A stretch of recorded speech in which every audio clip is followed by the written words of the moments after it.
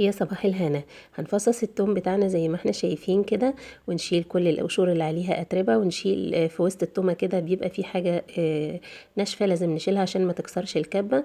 بعد كده هننزل بفصوص التوم في الكبه، نفرمها فرم ناعم، ونضيف ليها بس كده ربع معلقه من الملح على كل فرمه. وبتحفظ معانا التوم زي ما احنا شايفين، وبيفضل لونه فاتح معانا من السنه للسنه. وكمان بتسهل ان احنا نخرجه من الكيس بتاعنا او من البرطمان. بعد كده هنكمل الفرم بنفس الطريقة، ونضيف ربع معلقة من الملح ونعبي في الكيس، ولازم نقفله على طول. واول ما نخلص الكيس بتاعنا لازم يدخل الفريزر علشان ما يتأكسدش ولونه يغير معانا.